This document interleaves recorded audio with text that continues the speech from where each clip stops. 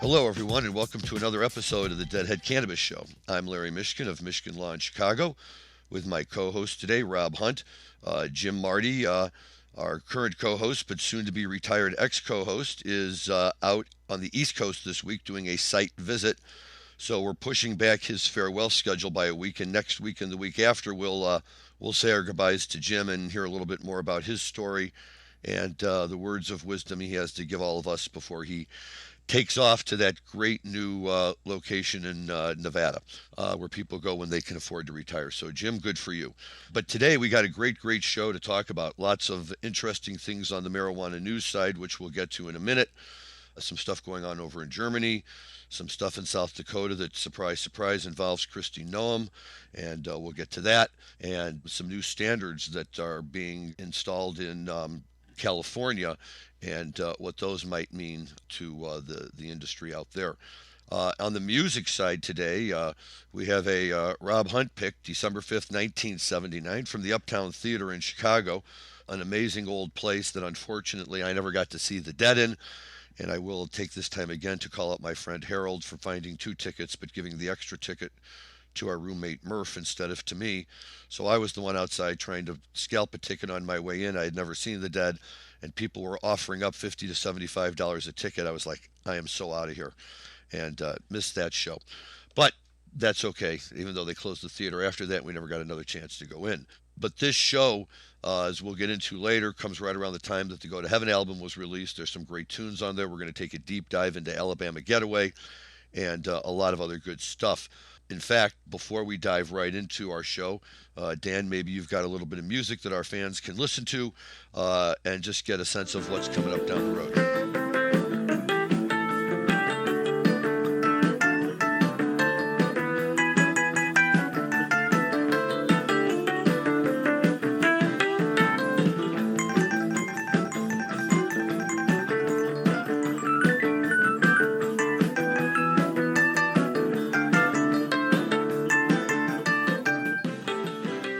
So that is Alabama Getaway, of course, with newly christened Grateful Dead keyboardist Brent Midland. And you can hear him all over the place in that song. And we'll get to that and a lot of other good stuff in a few minutes. But first, let me say hey to my co-host, Rob Hunt, out in lovely California. Rob, how you doing? Yeah, I'm doing great today, Larry. It's always good to hear a little bit of Alabama Getaway to get the show kicked off, especially when Brent is just straight charging on the electric piano. It's one of my favorite sounds the Grateful Dead did, and for all the hype he gets about being kind of an organ player, you forget that he's got those electric piano chops as well that are just absolutely just slaying it, especially so early in his career with the Grateful Dead. You know, I never thought there was like a period of latency between the time that Brent got started with them till the time that Brent came to full speed. It was, almost instantaneous.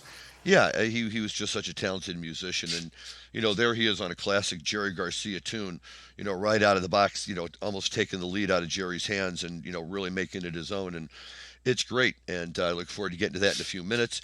A good show that you've chosen, so lots of good stuff for us to dig into there.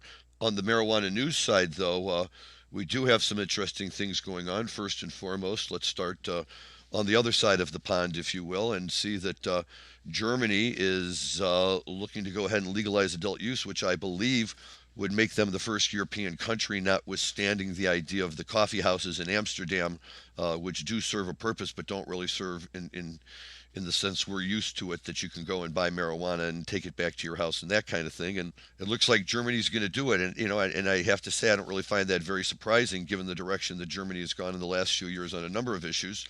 But nevertheless, that's a big thing for a country in the European Union to approve of adult use. What are your thoughts, Rob?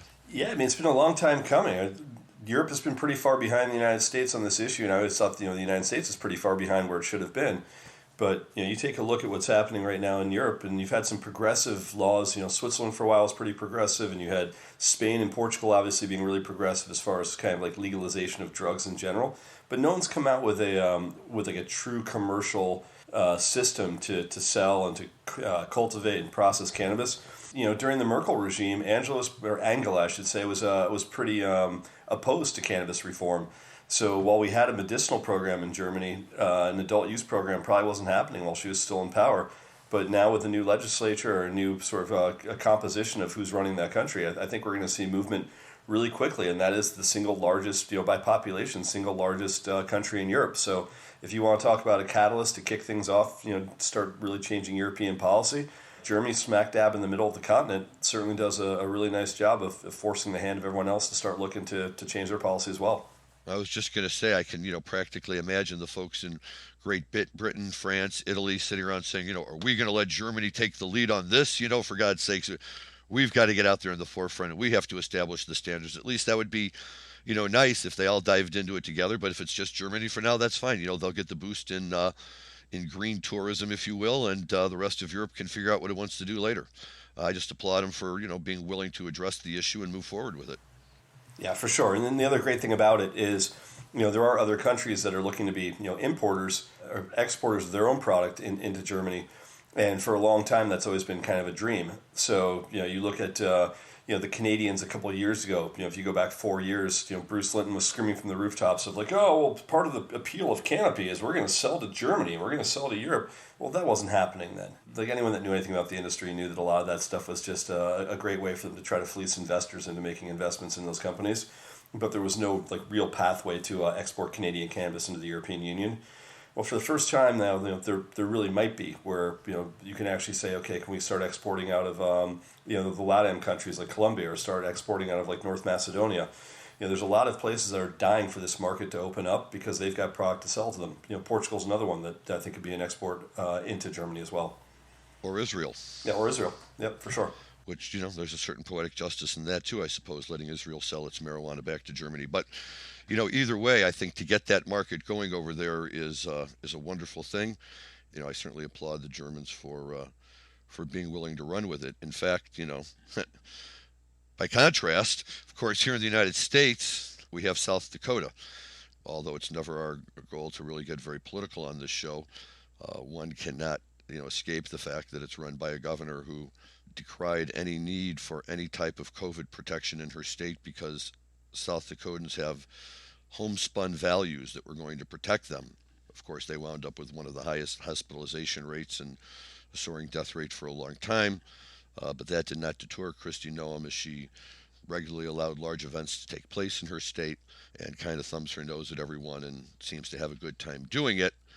But now she may have even gone too far in her own state. And I'll tell you, Rob, this is going to be very interesting, in my opinion, to see just how strongly people feel about marijuana. But we talked about this briefly in the past, that in the last election, South Dakota citizens overwhelmingly approved, I believe it was both medical and adult use marijuana for their state, which was really, for some people a surprise, given how hard to the right that state swings these days. But for other people, not really such a surprise at all, because as we've talked about, marijuana does not affect only liberals and not conservatives, or Democrats and not Republicans. Everybody enjoys it and everybody participates and benefits from it, including South Dakota. And the people there were smart enough to realize it. But from the day that it was passed, good old Governor Noem has been making it a priority for her administration to find some way to invalidate that will of the voters. Very ironic for someone so concerned about steal the vote and everything else. But there's now a lawsuit apparently that's being considered in the state of South Dakota on some technicality that, as I understand it, basically has to do. The idea was to legalize hemp, medical marijuana, and adult use marijuana. And some people are claiming, led by Governor Noem, that the ballot didn't distinguish that you could vote for one and not the others. And so people who, for instance, wanted hemp but didn't want marijuana really didn't have a choice except to vote yes, at least is the way I understand the legal theory. And, whether it ultimately has any legs or not is kind of beside the point. You can't run around screaming that the will of the voters has been thwarted in the presidential election for almost a year now, and then just, completely decide I don't like marijuana, so I'm going to ignore the will of the voters in my state and authorize my state's attorney to go after it and find any grounds that they can to challenge it. It's actually a little different than that, Larry. I mean, what had happened was they've already struck it down, and they struck it down on the grounds that every law that's passed needs to be an individual law. And they said by encapsulating the three different portions, that hemp, medical cannabis, and adult use cannabis, and consolidating them into one law, The High Court of South Dakota, the South Dakota Supreme Court, ruled 4-1 to say each one of those should have been a unique and separate issue. And because it was consolidated, it violated the one issue, one vote law. And so they struck it down the technicality of saying, oh no, there should have been a vote on adult use as one rule. There should have been voted on medical as one piece of legislation. It should have been voted on as hemp as one piece of legislation. And because it was like an omnibus, consolidated law, that's where they struck it down. So but the end result is the same. I mean, look, the damage is done. 54% of the voters in South Dakota wanted this passed. That's, in any election, that's a landslide. This wasn't even close, So to have it struck down now, where they've got to start the whole process over again, it's really, as you said, it's thumbing the nose at the voters in your state who have made a determination. They made an informed decision, and ultimately they're not getting the law that they passed. But it's not the first time we've seen this. You're right, and thank you for the clarification of that. You are right in the way you explained it, and it does make a difference in terms of where they are in the process and what's going on and what has and has not been motivating people. And while, I suppose it's easy to say that the ballot initiative as phrased was in violation of this one issue, one ballot rule or whatever it is, but nobody bothered to raise the issue until after it was passed. Anyone before the election could have looked at it and said, hey, wait a second, the way this issue is being presented is in violation of the state constitution. This needs to be changed. I suspect that they were waiting to see if it would pass. If it passed, then they were ready to come in and make some sort of argument, or at least look for the argument that they weren't motivated to look for before. But, what I want to see now is, is there enough motivation among the people of South Dakota to go out and get the issues placed back on the ballot individually? And if so, it'll be fascinating to see if all three of them can pass separately. And if they can, then I guess we'll have to wait and see what Governor Noem decides to do next. Yeah, I mean, if it does, then it probably won't happen until maybe the midterms at best, maybe the next presidential cycle. They've already succeeded. If the goal is to slow down the progress of cannabis legislation in the state of South Dakota, they won the battle. It's already done. But I agree with you 100%. Normally, if you want to contest these things, you contest the language on the ballot prior to it, and you say, hey, look, that doesn't conform. You guys need to go back and start the process of collecting signatures all over again because the way you've drafted this thing doesn't pass muster. So try again or resubmit. Instead, as you said, they let the voters pass it. They approve the ballot language. If the ballot language is approved, then the argument should be over. If it makes it to the ballot, then there shouldn't be a question of saying, okay, now we're going to contest it later. And the fact that they did, I was really surprised to see the Supreme Court of South Dakota look at it from an election perspective and say, look, this is no longer ripe. This is now, it's past its prime and it's already been voted on. And as a result, are we, going to go back and contest the will of the voter? I was very surprised to see even a very conservative Supreme Court rule in favor of stopping this law. Yeah, I guess, but that's always the problem I have, with conservative politics is that they'll always say hands off, hands off, hands off, no government involvement until it strikes a nerve, right? Look at abortion, for God's sakes. I mean, where's the strength does all the anti-abortion energy come from? It comes from a group of people who otherwise scream bloody murder if the feds try to stick their nose into anything, and it's happening here too. The people of this state said they wanted it. I can't speak competently on the makeup of the South Dakota Supreme Court, so I have no idea who the members are, what their individual backgrounds are politically or personally or religiously or morally or whatever else drives them.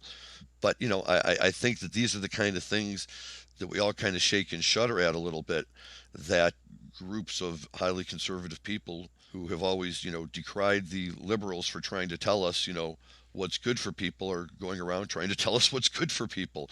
Or, in this case, what's not, simply because it doesn't line up with their own very, very narrow version of what's right and what's wrong.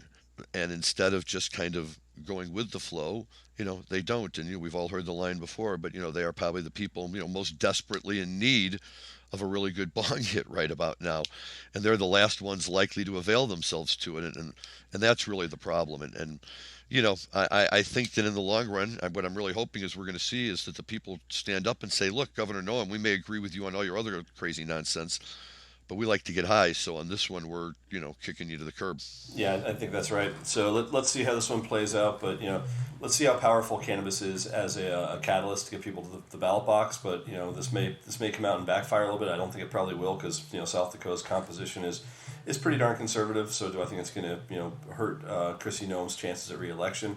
Probably not, but I think the measure will certainly pass again in whatever form. And if you were to say handicap it today, and I'll go on the record right now and say it, I bet that each one of these passes with greater than 54% next time it's on the ballot, significantly greater. And I think it will get a lot of younger people out to vote. Well, that would be interesting, right? If, she motivates her party and the people of her state enough to come out and say, hey, Governor, we really disagree with you on this enough to show you that we're going to come out and force necessary, to properly pass it. But look, whatever it is, it is. I'm always in favor of any state that wants to join the party, joining the party. And why shouldn't they? It's good for everybody. It's going to be good for the people of the state. We've all talked about that before, and we know, the statistics and stuff like that. And it's even worse when the people of the state are saying, yes, let us in. And, one elected official is saying, nope, I know what's best and we're not going to do it. So that's always been the problem underlying the opposition to the cannabis industry, or the do-gooders who think they know what's best for the rest of us and are unwilling to have their beliefs and their beliefs challenged, by anything, including actual scientific evidence. So, but at least, we have enough of a foothold now that we're here and we're not going away, and that's all good. Tell us really quickly, Rob, about what's going on in California regarding testing right now.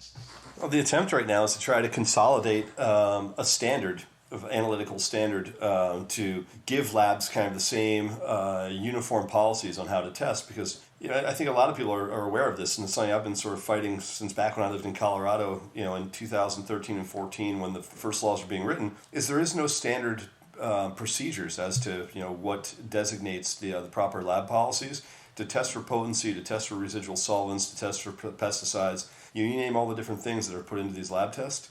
And it's not like, there's a standardization where the state says you can only use liquid gas chromatographic systems. You can only use, the following tests. There's certain standards around like what kind of a plant sample you need to provide. But what's happened over the years, and everyone's aware of it, anyone in the industry is aware of it, the people go out there and lab shop. And they lab shop for who's going to give them, the tests that pass them on pesticides, the tests that are going to give them the highest potency. For them, when they go to the wholesale market and they sell their product, oftentimes the price that they're paid is dictated by what their potency is. So if one lab tests them and it's at 24% THC, and another lab tests them and they're testing out 28% THC, well, guess what? They're always going to go to the lab that gives them the higher potency. So eventually something has to give. Either you've got to go out there and audit all these different groups and say, okay, show us how you're doing your tests and let's make sure that we think it meets our standards, certification standard, or you need to create some sort of specific criteria to say this is how lab testing can happen, and that's what California is attempting to do. And if they can get this done, if they can get it where they get the buy-in from all the different lab testing companies, and they get the buy-in from the industry as a whole to do this, it's going to be a great thing for the industry because it should shut down this ability to go lab shop.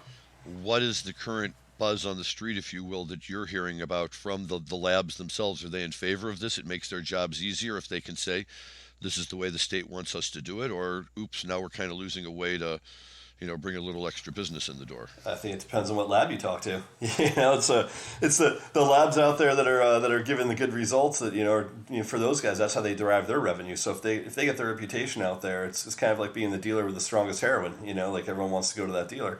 If you're the lab that is giving you guys the best results, then everyone flocks to that group for a while. So if you're that group and you found a way to kind of boost numbers up in favor of deriving more revenue, you're probably vehemently opposed to this. But if you're a lab out there that really believes in the science and you're trying the best you can to put out the best results to the marketplace, you applaud this.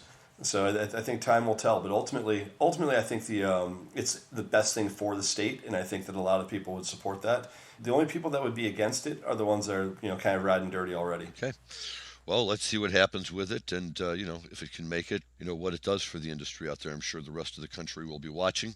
California does tend to model for the rest of us, and that could be a good one. Let's take a change of direction here now, if you will, and let's dive back into this wonderful Uptown show. You chose this show for us today, Rob, so go ahead, lead off, and tell us why, what you like about it, and why the listeners should pull it down and listen to it themselves.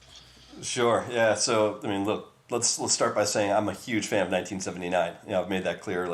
I say it all the time, from the time that Jim Marty saw his first show in Springfield, all the way through the end of the Keith and Donna era and going into the Brent era.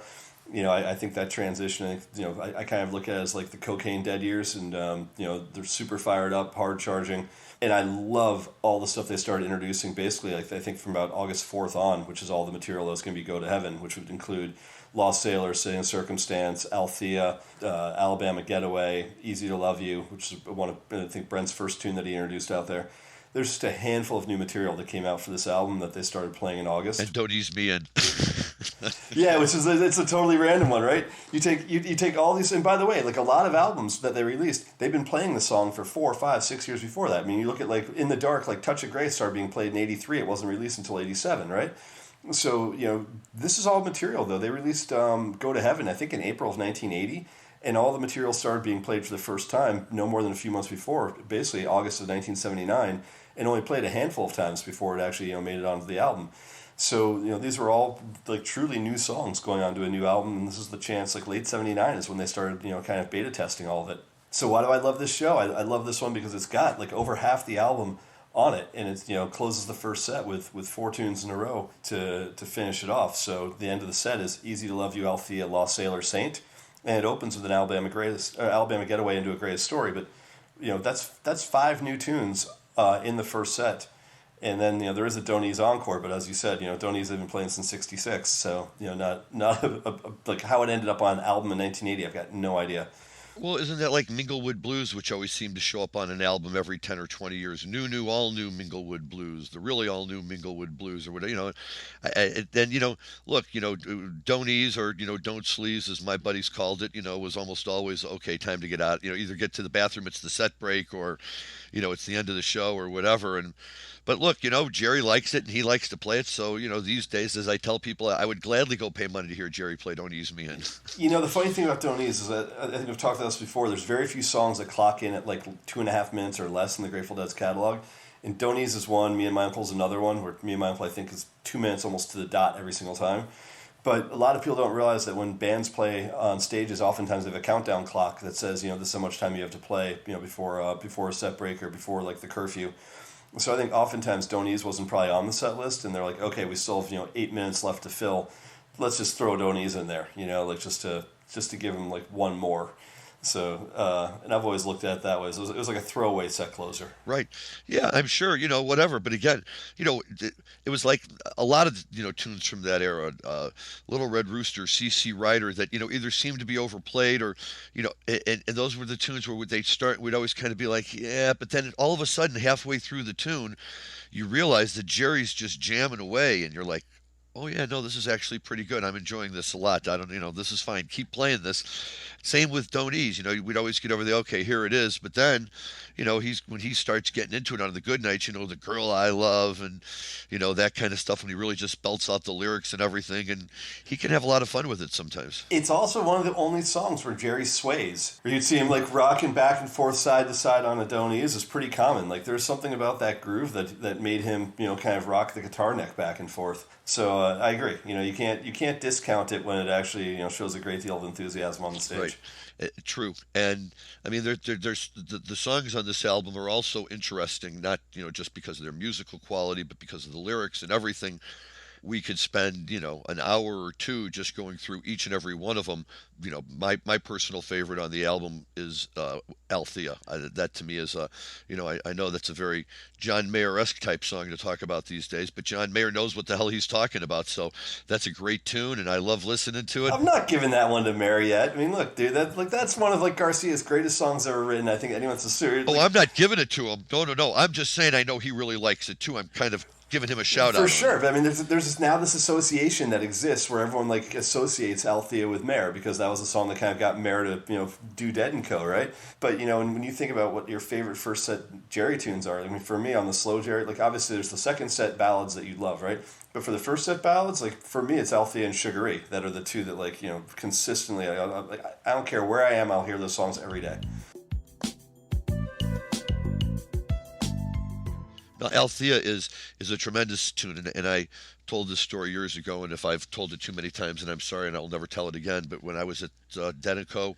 a few years ago at Folsom Field with my good buddy Bob Hoban, and Steve Shane and Patrick Goggin, the crew from the Hoban Law Group, and we were all out there having a great time at Folsom Field. Bob was a great host, and everybody was enjoying themselves, good music, beautiful scenery, and there were kids on the bench behind us, 19 years old, and I was really amazed, at how these young kids had really, kind of like stepped right into the whole scene, and they knew everything, and they knew the tunes, and they dressed the same way, and they talked just like we did at that age.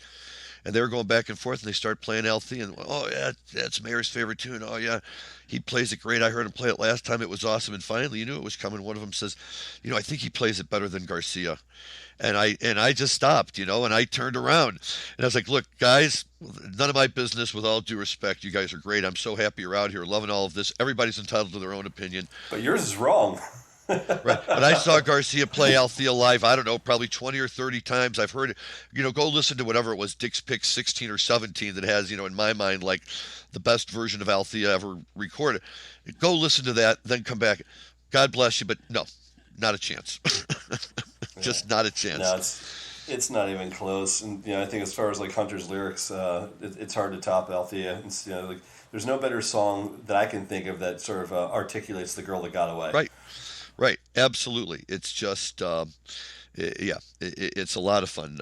My good buddy from Michigan, Tommy, was his favorite tune. And he was an English major. We could sit and that's why I'm bringing it up, because you could sit and really go through that tune for a while and really pick out all the literary allusions, or whatever they're called, references and stuff that Hunter would always throw in.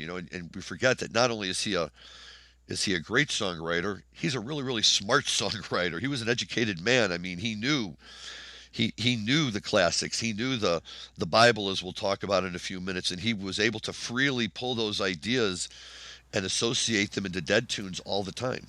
Yeah, definitely. And I'll tell you, I actually tried in 3 different states to get Althea as my license plate, and every state that I tried, someone had already snaked it. So obviously, like I'd have to probably live in Alaska or like Wyoming to be able to get it. Even then, I'm not sure if I could. Or you have to be willing to be Althea 37 or 38 or whatever number they're on, and at that point it's like, nah, there's too many other people that have it. I'll find some other way to incorporate it. But tell us about this clip we have right now that Dan's going to play for us. Give us an intro to that. Well, I think right now we're going to listen to a little bit of the transition towards the end of the first set from The Lost Sailor into The Saint, which is always one of my favorite transition jams. You kind of go from that slow looping Lost Sailor into like the high energy of a Saint coming out. So maybe we'll take a listen to that, and then maybe we'll talk a little bit more about some of the songs on the album. We're going on a field, yeah.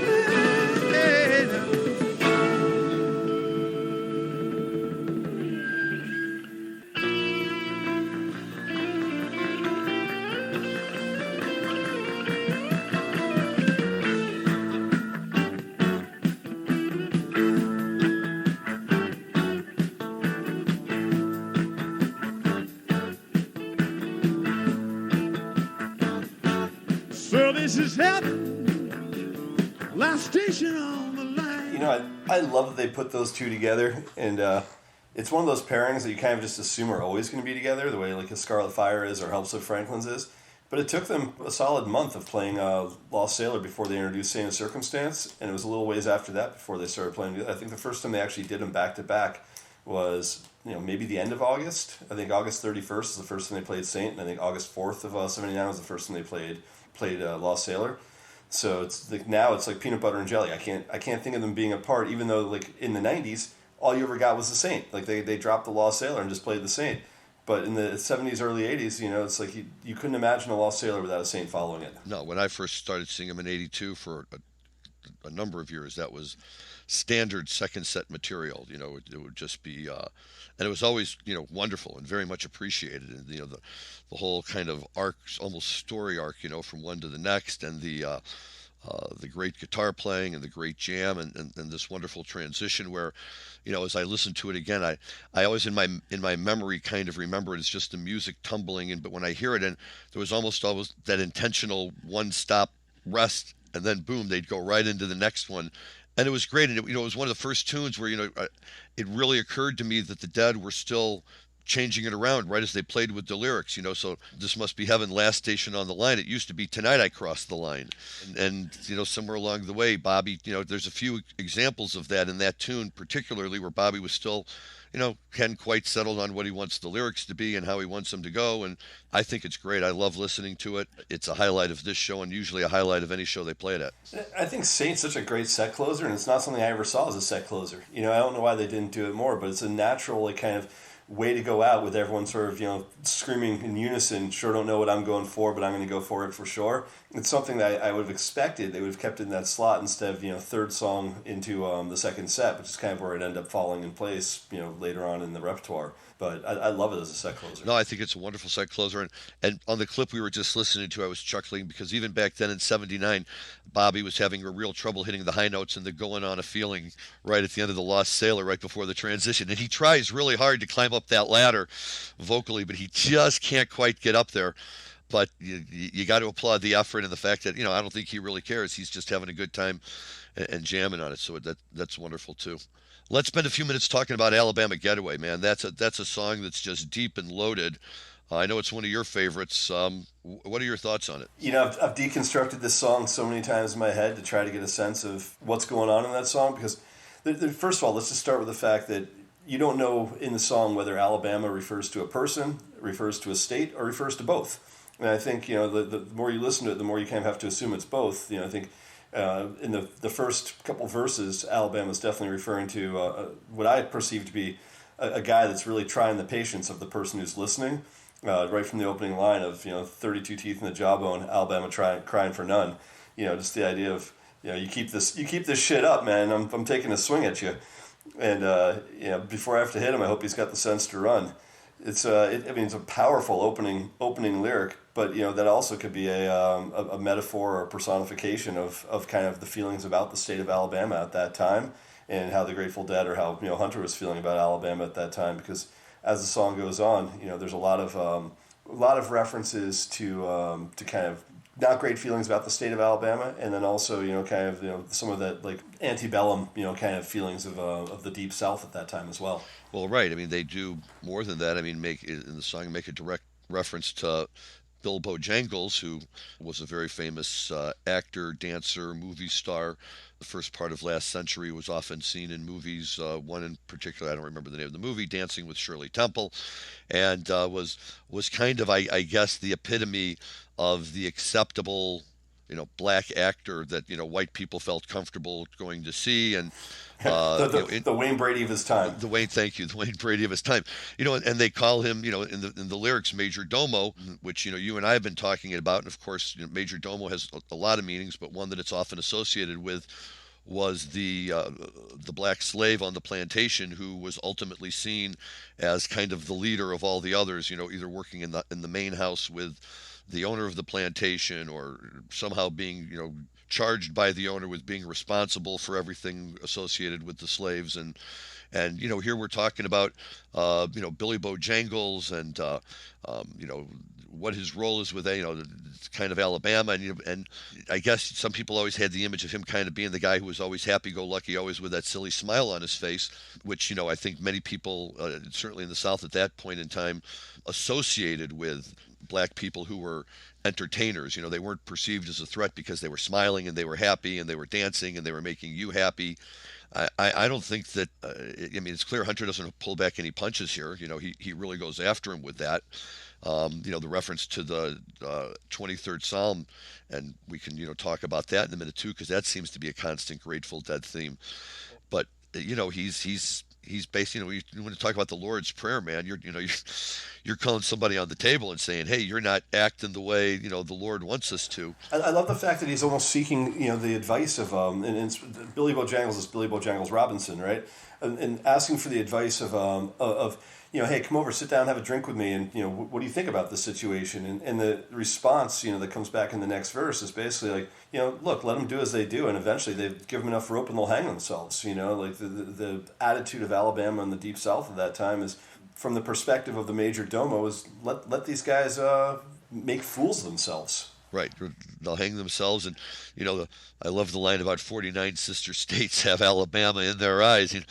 You can't say it any more plainly than that. We're all watching you down there, folks. You better really figure it out. It's interesting because Hunter and Garcia are not the first ones to take open swipes at the Deep South and all of that. And Neil Young, of course, is famous for doing it in Southern Man. Leonard Skinner is just as famous for answering back in Sweet Home Alabama. And, for whatever the reason, I guess they decided that they wouldn't go after the Dead and Garcia, although Sweet Home Alabama probably came out before this, didn't it? So they couldn't quite touch on it yet. Yeah, it did. Neil Young did it twice. He did it in the song Alabama as well. Alabama. So, there's two that came off of that album that were, direct shots at the state of Alabama. Very true. But yet, I mean, it's such a fun song when he plays it that, it was always a tough one to pick the lyrics up on, right? You're never quite sure exactly what they were saying. The only way to please me. What are you saying after that, Jerry? Now, of course, just sit down and leave and walk away. Well, I always thought it was just sit down and leave, but that never made any sense to me, right? So, then I thought maybe he's saying just turn around and leave and walk away. But apparently, according to the anthology, it's just get down and leave and walk away. Yeah, I've seen it printed in many different ways. I've seen it turn around and leave and walk away, or just sit down and leave and walk. I've heard it sung different ways as well. But I always in my head I always put it as just sit down and leave and walk away. Which is what I did, but I could never reconcile that image of telling somebody to sit down and walk away at the same time. But Hunter was Hunter, so who the hell knows? But yeah, there is the 23rd Psalm reference in this song, and it's not just when they say 23rd Psalm Major Domo, but it's also the next two lines, which is reserve me a table for three, and in the valley of the shadow, it's just you, Alabama, and me. And so the valley of the shadow is from the Psalm of when we walk through the valley of the shadow of death. And it's also a reference to sitting down, I think, for the supper. So there have been several times where Hunter has included the 23rd Psalm in his writings, and it's predominantly in Alabama Getaway, and I think also in Ripple, where the reference to if your cup be empty, may it be again, versus the 23rd Psalm, which is when your cup overfloweth, and then there's also the still water reference. So it's there's certainly it's strange to me that one song Hunter's kind of found a way to integrate it in to some of his probably best known lyrics. I mean, obviously I think of Ripple as being the song that's going to endure itself, throughout the world for generations to come. I mean, I think that's a song that kids will sing in camp forever.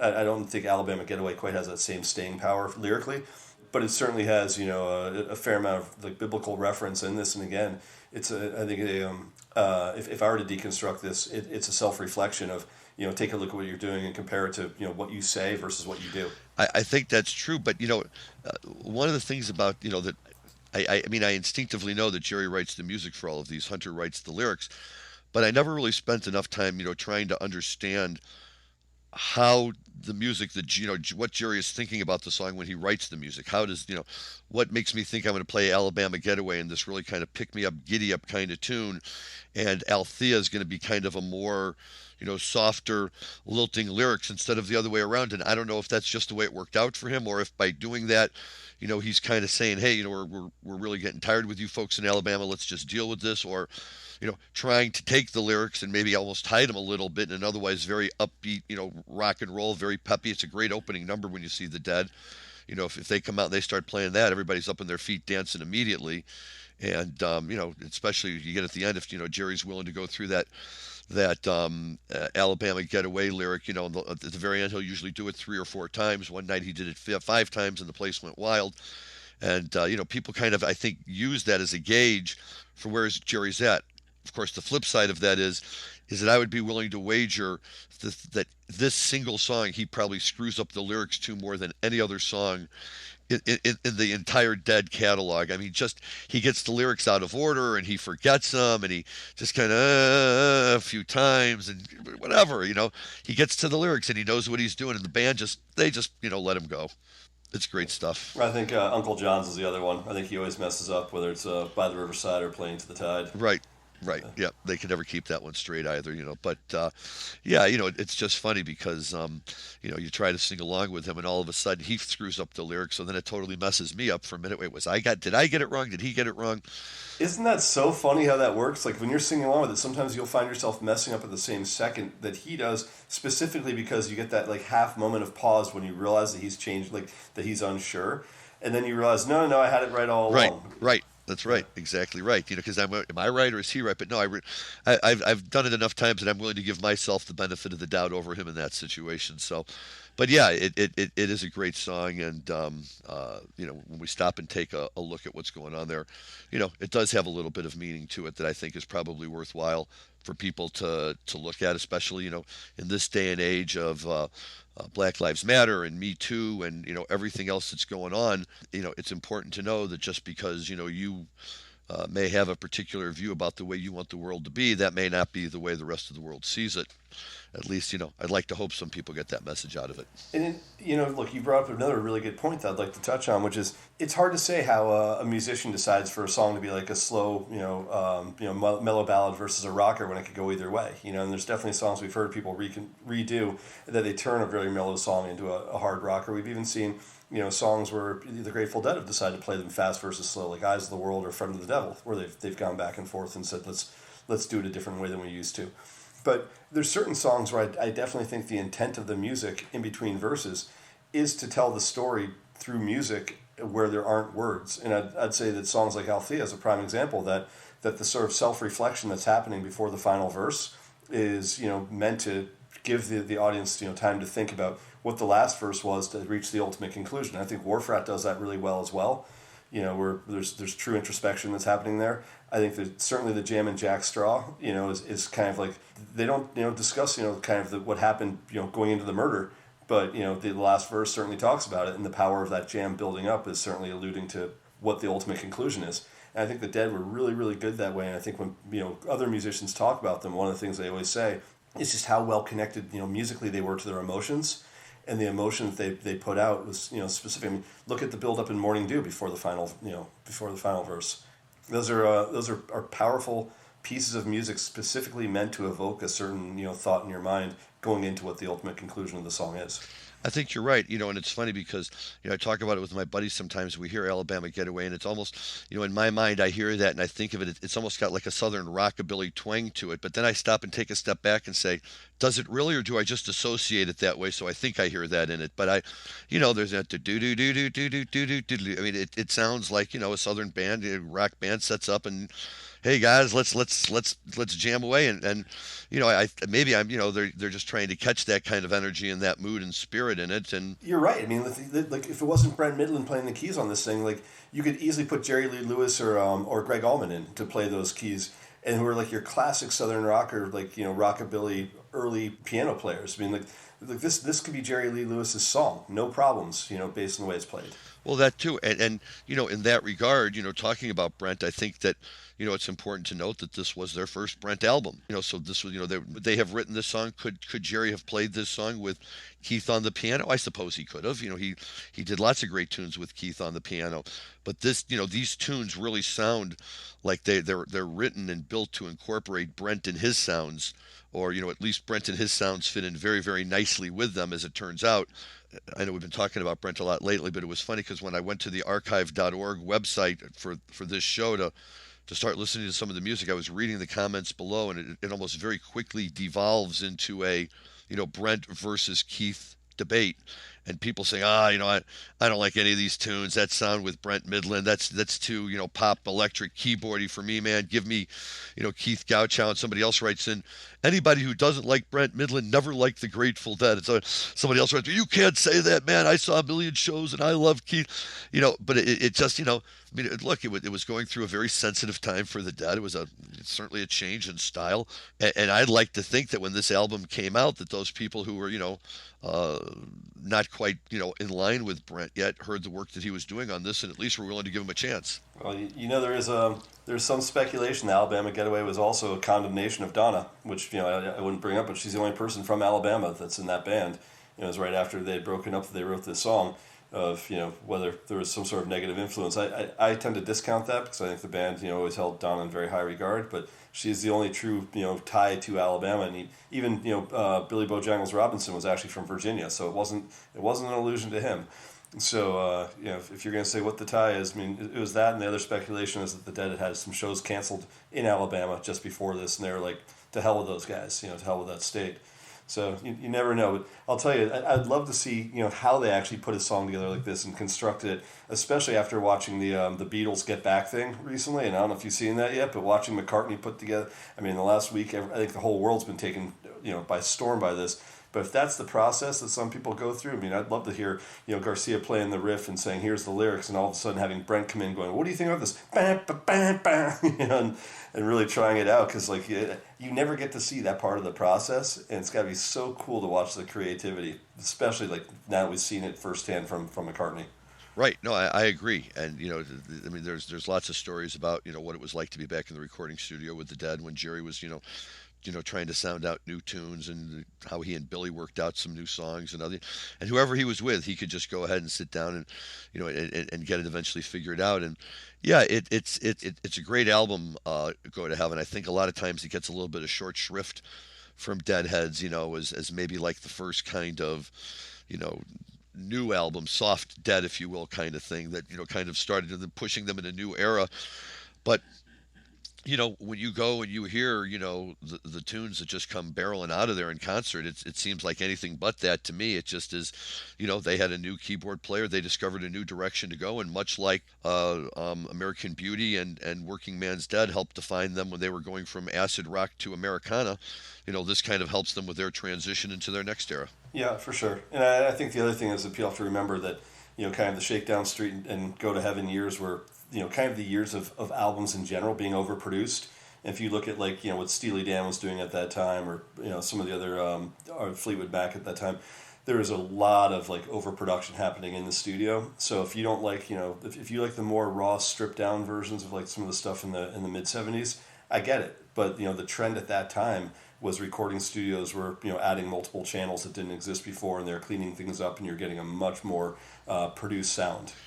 True. And I mean, to one degree, we're talking about how it sounds on the album. I mean, when I would hear these songs in concert, they played them with the same energy and with just like any of the other ones. And look, in my generation, when all of a sudden, the last couple of albums and some of those tunes came on, Days Between and So Many Roads I loved right away. But I'm talking about ones that came on. It took me some of the newer Bobby ones.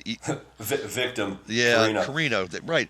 I mean, I would hear them and I'd be like, yeah, this is the Dead. That's all fine. But it would really take me a while to open myself up to saying, okay, this isn't a waste of time. I'm happy they're playing this, even if it means they're not playing Althea or something else. And, I could see where it takes people a while to become accepting of it and get into it and whatever. But, and everybody's always going to be entitled to their opinions. And so, but, I think that Brent Midland, when we've talked about this ad nauseum, was, not only a great musician, but, so key and instrumental to giving the Dead new life as they went into the 1980s and really keeping them at the top of their game for that entire decade. And I think it's no coincidence that when he dies right at the beginning of the 90s, and Vince steps in, and no slam against Vince, because we've talked about him, and I think Vince was a very talented keyboard player too, just put in a very difficult situation.